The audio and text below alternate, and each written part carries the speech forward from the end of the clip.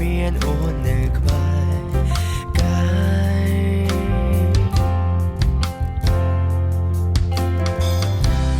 ទោះបីជាពេលវេលាកន្លងพ้นទៅយូរយ៉ាងណា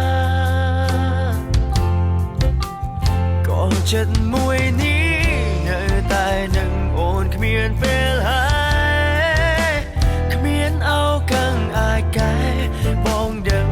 ខ្លួនឯងច្បាស់មានថាសង្សារចឹងគ្មានអ្វីប្រសើរឡើយឲ្យភ្លេងត្រើនត្រើយដោយកំពុងឲ្យបងស្លាប់ទាំងរួម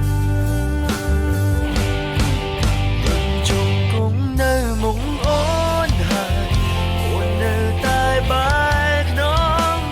មិនក្រឡេកមើលទឹកភ្នែកបងស្រងហូរដល់ដីអនុសាកន្លងបងហើយនឹងរូបស្រីនៅតែមិនយល់ថាហេតុអ្វីទៅពីពេលបងភ្លេចវាចា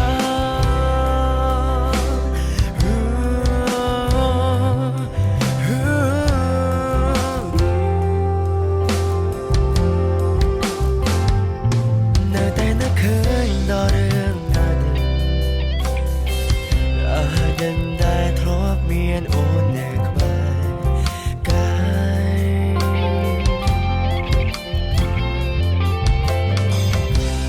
ទោះបីជាពេលវេលាកន្លងพ้นទៅយូរយ៉ាងណាក៏ចិត្តមួយនេះនៅតែនឹងអូនគ្មានពេលហើយគ្មានឱកាសអាចកែបងដឹងខ្លួនឯងច្បាស់ពីថាសង្សារចឹងគ្មានអ្វីប្រសើរឡើយឲ្យភ្លេងត្រើនត្រើយដោយកំពុងឲ្យបងស្លាប់ទាំងរួមជុំគង់នៅមុខអូនហើយអូននៅតែបែរក្នុងមិនក្រឡេកមើលទឹកភ្នែកបងស្រងហូរដល់ដីអនុសាកន្លងបងហើយនឹងរូបស្រីនៅតែមិនយល់ថាហេតុអ្វីទៅពីពេលបងភ្លេចវាចា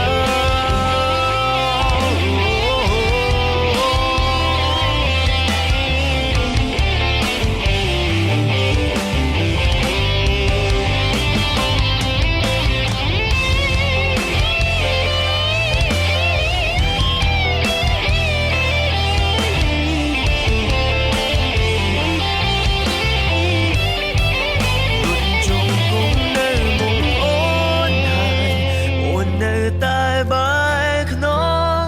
មិនក្រឡេកមើលទឹកភ្នែកបងស្រងហូរដល់អនុសាកន្លងបងហើយនឹងរូបស្រីនៅតែមិនយល់ថាហេតុអ្វីទៅ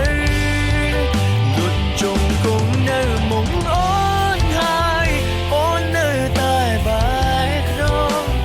មិនក្រឡេកមើលទឹកភ្នែកបងស្រហូរដល់ដីអនុសាកន្លងបងហើយនឹងរូបស្រីនៅតែមិនយល់ថាហេតុអ្វីទៅពីពេលបងភ្លេចវាចា